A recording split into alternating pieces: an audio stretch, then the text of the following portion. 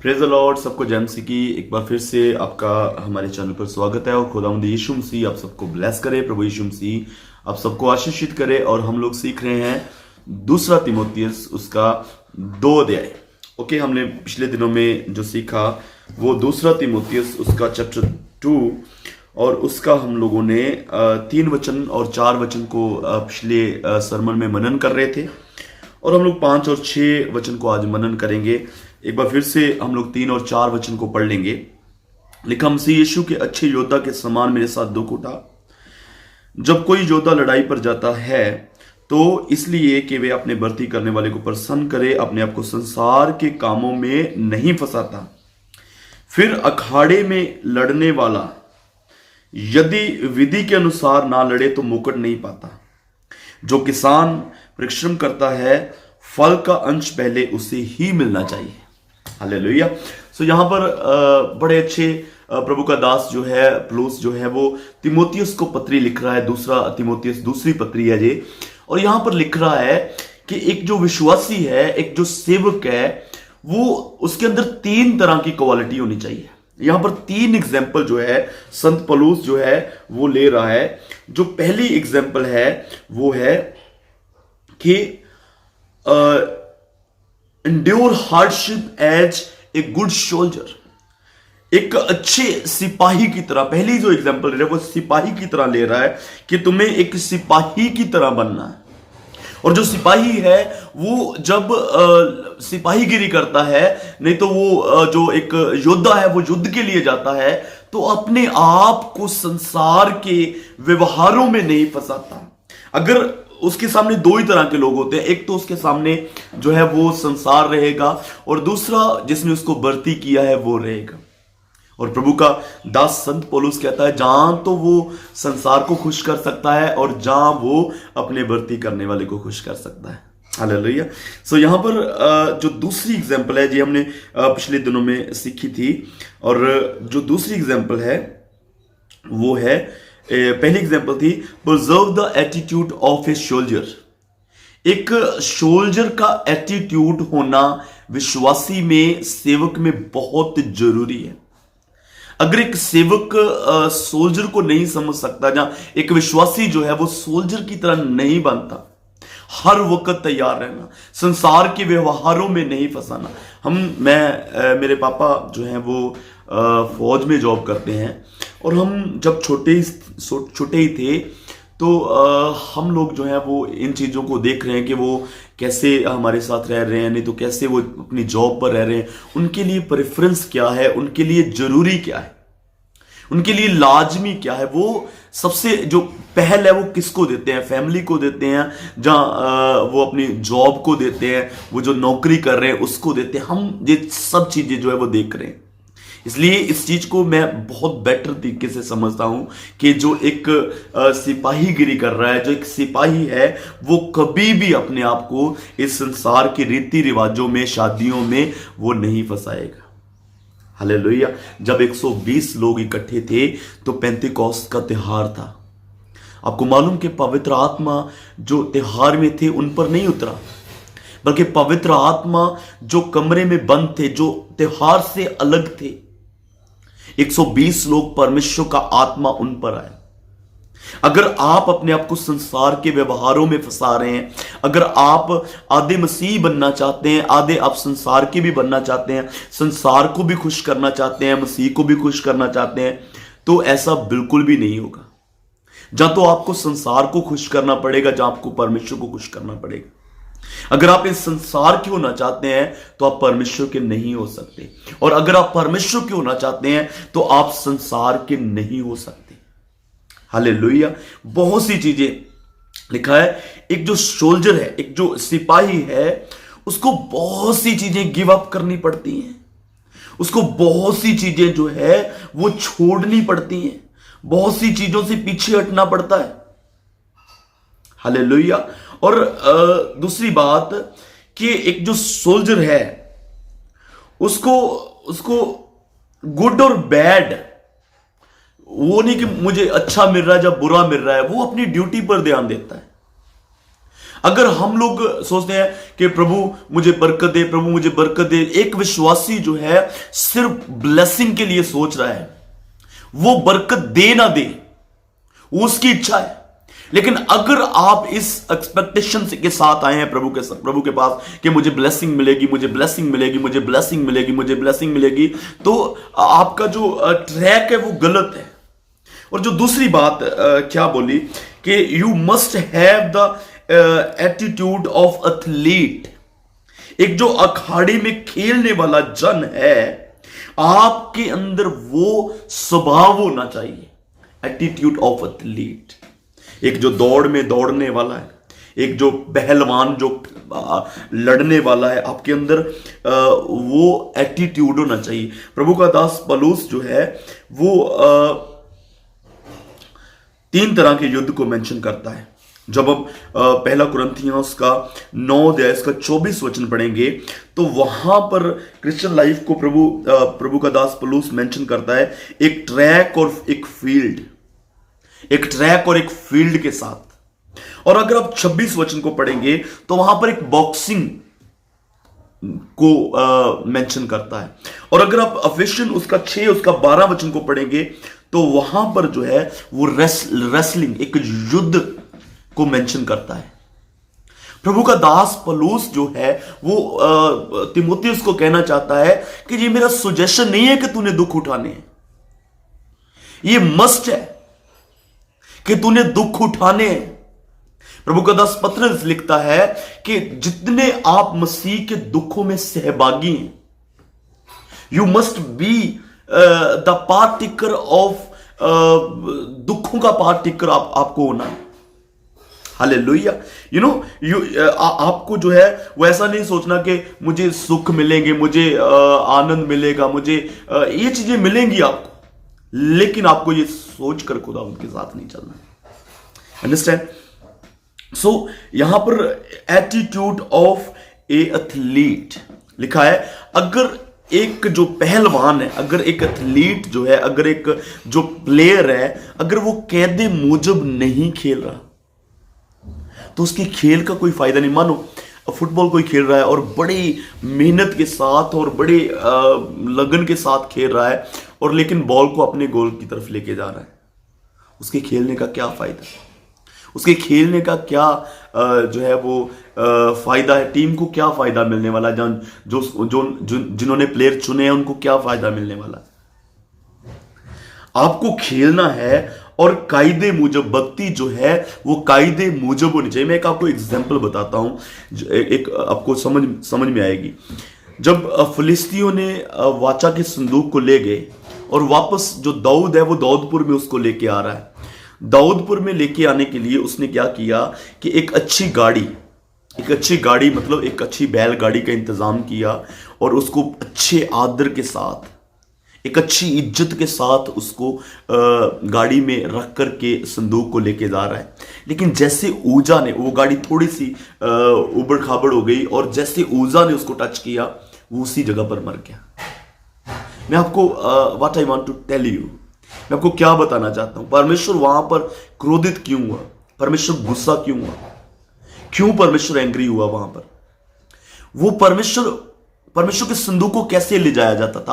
आप अगर संदूक के बारे में थोड़ा सा जानते हैं, परमेश्वर के संदूक को कैसे ले जाया जाता है? उसको 4 जो जाजक हैं वो उसको उठा करके लेके जाएंगे, राइट?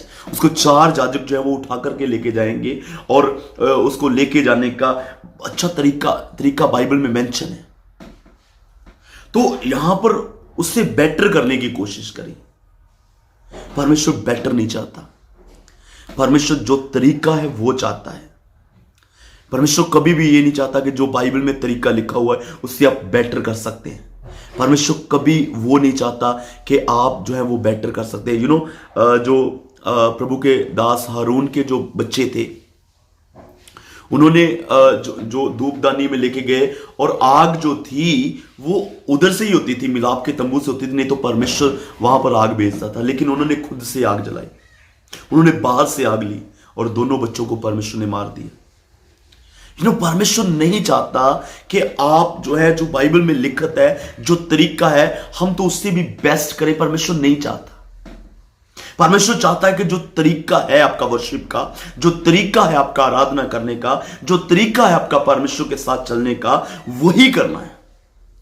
अगर आप में से कोई जन सोचे नहीं मैं तो बेस्ट करना चाहता हूं, मैं तो और भी ज्यादा जो बाइबल में लिखा है मैं उससे भी ज्यादा जो है बेस्ट करूंगा प्रभु के लिए, दैट इज नॉट एक्सेप्टेड।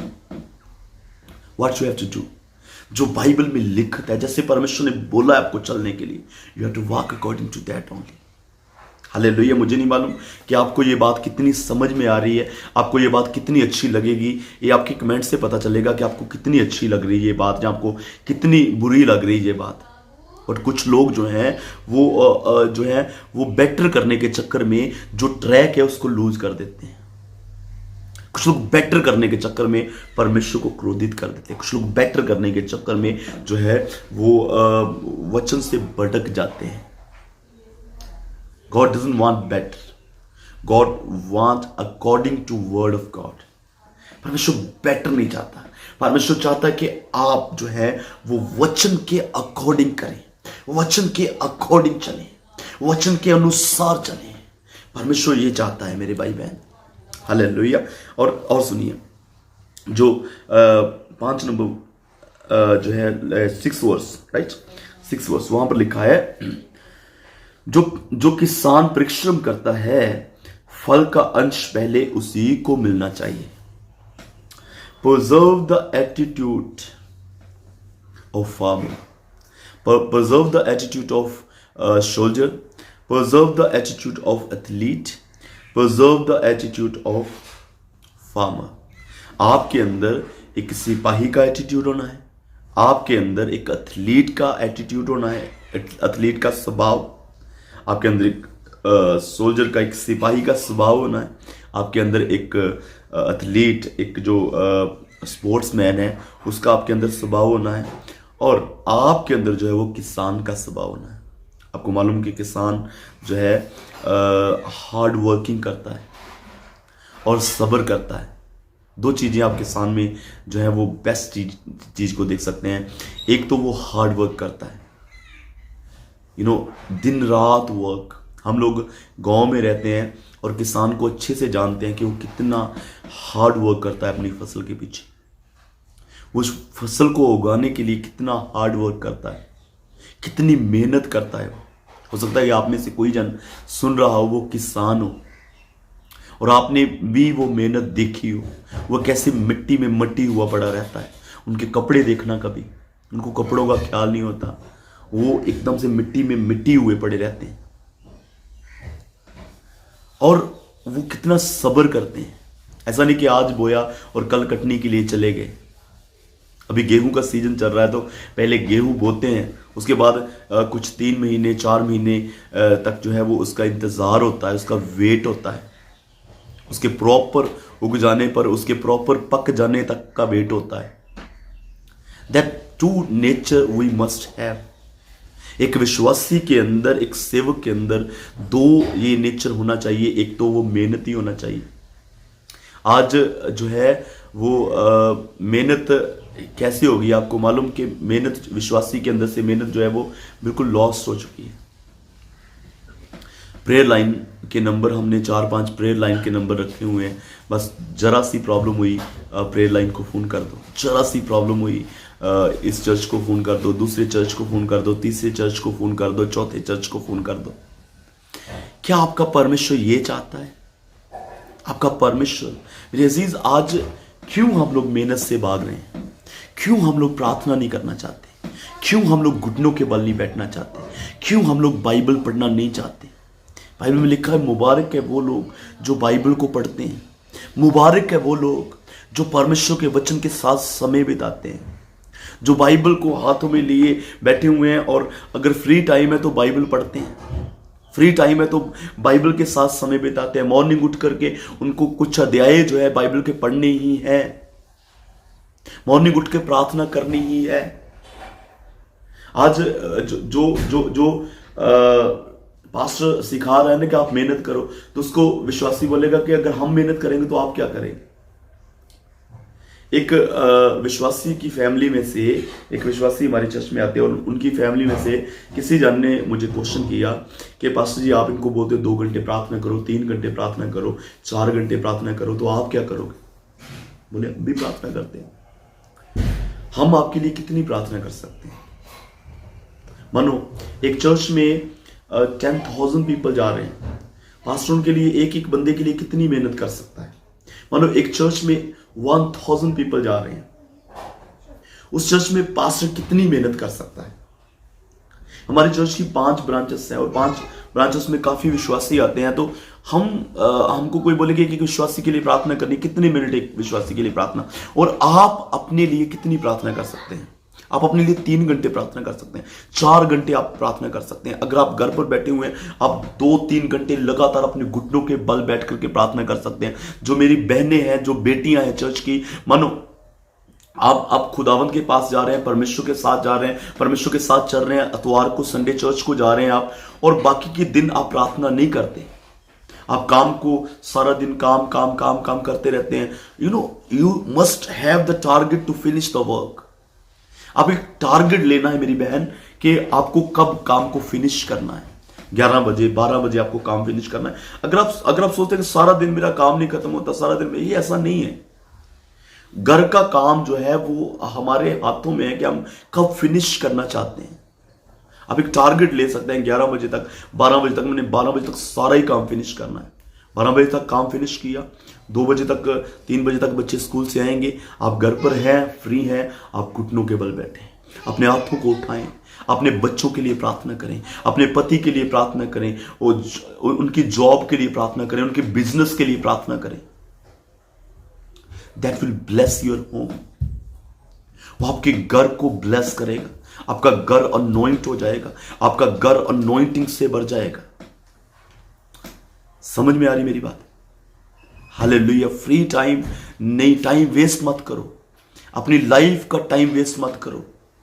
जो टाइम मिलता है वो प्रभु के साथ बिताओ, जो टाइम मिलता है वो परमेश्वर के साथ बिताओ, जो टाइम मिलता है टारगेट रखो टाइम का, परमेश्वर के साथ बिताओ, अपने परिवार के दुखों को उठाओ, उस सलीब को उठाओ। एक प्रेयर करने वाला शख्स कभी गरीब नहीं हो सकता। एक प्रेयर करने वाला शख्स कभी बीमार नहीं पड़ेगा। उसकी बीमारी का हल वो परमेश्वर करने के लिए बैठा रहेगा। हालेलुया। आप एक मेहनती विश्वासी हैं, आप एक लेजी विश्वासी हैं। What type of believer you are? अगर आपकी प्रार्थना नहीं बढ़ रही है, तब आपने अपने सेवक से, प्रेयर लाइन से, नहीं तो संडे अपने पास्टर को मिलें और उनसे बोलने के, पास्टर जी मैं प्रार्थना करना चाहता हूं लेकिन मेरी प्रार्थना नहीं बढ़ रही है। He will pray for you. वो आपके लिए प्रार्थना करेंगे और मैं बिलीव करता हूं कि आपकी प्रार्थना बढ़ेगी। मैं विश्वास करता हूं कि you will blessed with the prayer life. आप पुराने नियम में एक एग्जाम्पल देख सकते हैं। जब मूसा अपने हाथों को उठाता था, जो यहोशुआ जीतता था, वो हाथों को उठाने का एग्जाम्पल क्या है? What is that example? क्या हम लोग समझ सकते हैं उससे? आप अपने हाथों को उठाए, that is type of prayer. बिस्तर में घुस करके, लेट करके प्रार्थना करने वाले सुधर जाओ। लेट कर प्रार्थना करने वाले, मैं तो लेटा लेटा प्रार्थना करता हूं, सुधर जाओ भैया। टाइम वेस्ट करने का टाइम नहीं है। हालेलुया। टाइम वेस्ट करने का समय नहीं है कि आप अपना टाइम वेस्ट करो। अपने आप को सुधारो। लेजीपन नहीं चलेगा, लेजीपन नहीं चलेगा। आपकी सुस्ती नहीं चलेगी प्रभु में। अगर आपने बीड़ा उठाया है, अगर आपने क्रूस को उठाया है, अगर आपने सलीब को उठाया, तो लटक के बीच में मत चलो, डबल माइंडेड मत चलो। हालेलुया। एक किसान की तरह you have to be the work harder. आपको मेहनती बनना है। और दूसरी बात, एक किसान की तरह आपको सब्र रखना है। आपने अभी बोया है, यू विल रीप।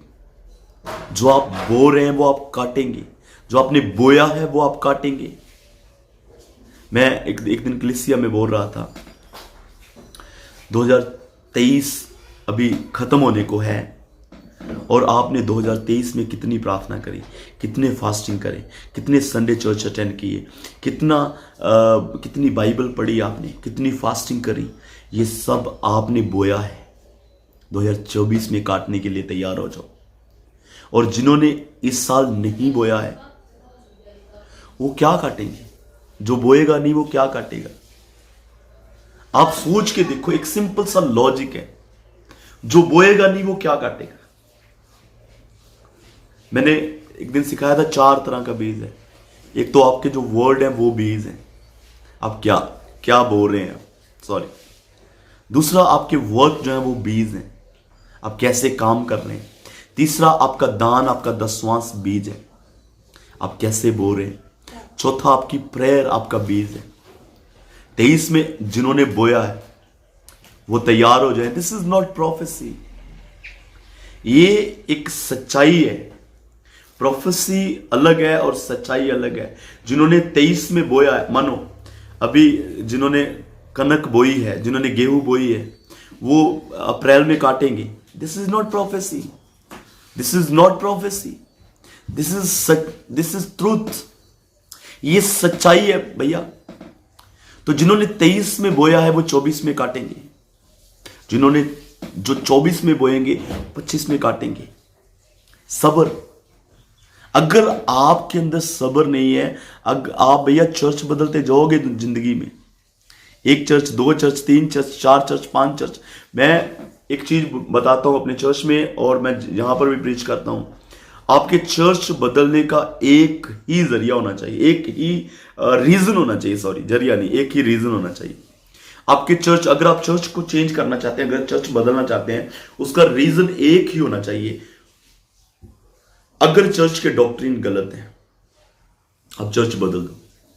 अगर चर्च के सिद्धांत बाइबल से नहीं मिलते हैं, change the church. That you must change the church. अगर मेरे सिद्धांत, मेरे चर्च के सिद्धांत, जिस चर्च में मैं सेवा कर रहा हूं, अगर वो सिद्धांत बाइबल के साथ नहीं मिलते हैं, छोड़ के चले जाओ। कल नहीं, अभी छोड़ दो, नो प्रॉब्लम, नो इशू। उससे मुझे शिक्षण मिलेगा कि मेरे सिद्धांत गलत है। अगर आप गलत सिद्धांतों वाले चर्च में घुसे पड़े हैं, उधर ही टिके पड़े हैं, तो आपको लेखा देना पड़ेगा कि आप उस पास्टर को गलत करने वाले भी आप हैं। जो गलत मिनिस्ट्री को सपोर्ट करते हैं वो जो है वो पास्टर का भी लेखा देंगे। अगर मानो मेरे चर्च के डॉक्ट्रिन गलत हो गए, मैं बाइबल से बाहर हो गया, मेरा शिक्षण बाइबल से बाहर हो गया, मेरी प्रीचिंग बाइबल से बाहर हो गई, और अगर अब सब जन चर्च को छोड़ के चले गए, तो मुझे सीखने का मौका मिलेगा। लेकिन मैं गलत हूं, लोग मुझे तभी सपोर्ट कर रहे हैं। लोग मेरे मिनिस्ट्री को बोल रहे हैं, बैतल चर्च को बोल रहे हैं, नहीं this is good church, this is good church, still this is good church. No, leave that church. एक ही रीजन होना चाहिए चर्च को बदलने का, दूसरा कोई नहीं। मुझे चंगाई नहीं मिली, मैं चर्च बदलने के लिए जा रहा हूं। मुझे डॉक्टर, जैसे डॉक्टर बदल लेते हैं वैसे हम लोग चर्च बदल लेते हैं। This is rubbish. तेरी चंगाई का समय आएगा, यू विल बी हील्ड। 38 साल के बीमार को देखिए, उधर ही पड़ा रहा, कहां गया वो बदल के? समझ में आ रही बात? चंगाई हमारे चर्च को बदलने का रीजन नहीं होना चाहिए, शिक्षण। अगर शिक्षण सही नहीं मिल रहा, बदल दो, उसी वक्त बदल दो। एक विश्वासी सब्र के साथ चलने वाला विश्वासी होना चाहिए। अगर आपके अंदर सब्र नहीं, तो आप कभी कितने भी पास्टर बदलो, आप 24-25 पास्टर बदलो साल में, आपको कुछ नहीं मिलेगा। जितने सप्ताह है, 52 सप्ताह है, आप 52 पास्टर बदलो।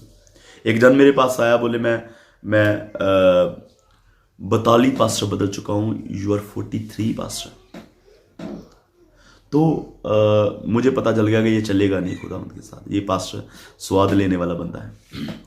तो मैंने उसको 2-4 बातें बोली, मैंने नहीं, दोबारा नहीं आया वो। मैंने उसको क्या बोला, डोंट चेंज पास्टर। बोले एक भी पास्टर मुझे अच्छा नहीं मिला। बोले सभी अच्छे थे, तू नहीं अच्छा। चला गया वो छोड़ के।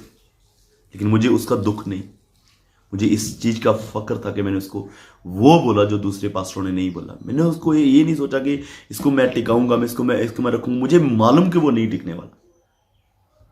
मुझे मालूम कि जो पहले का नहीं हुआ, जिसने उसको पहली बार सुसमाचार सुनाया, जो उसका नहीं हुआ वो दूसरे का क्या ही होगा। हालेलुया। सो वो हार्ड वर्किंग। और दूसरी बात वहां पर बोली गई, जो किसान है, जो जमीन का पहला फल है, जो उसकी मेहनत का पहला फल है, उसी को मिलता है। मैं आपको बताना चाहता हूं, इसका बड़ा अच्छा एक डीप मीनिंग है इसका। मानो मैं बीज बो रहा हूं, वचन का बीज बो रहा हूं, उसका पहला हिस्सा जो है मुझे खाना है।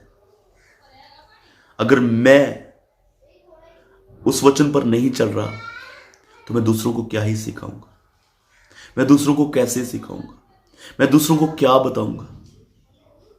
अगर मैं चल रहा हूं, यीशु मसीह का शिक्षण इफेक्टिव वाई क्यों था? क्योंकि वो वही बोलते थे जो वो खुद कर रहे थे। संत पौलुस वही बोलते हैं जो वो खुद कर रहे हैं।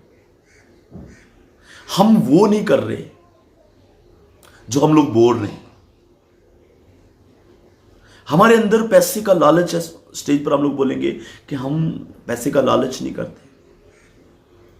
ये जो स्टेज पर झूठ बोलना, लोगों के साथ झूठ बोलना, ये हम लोग लोगों के साथ चलता है, ओके फाइन, लोगों के साथ चल जाएगा। लेकिन भैया जो ऊपर लेखा लेने के लिए बैठा हुआ ना, उसके वो जानता है सब कुछ, वो सब देख रहा है, वो सब जानता है कि हम क्या कर रहे हैं। Are you getting? जो पहला हिस्सा है, आप एक एग्जांपल देखिए, बाइबल में बड़ी अच्छी एग्जांपल लिखी हुई है।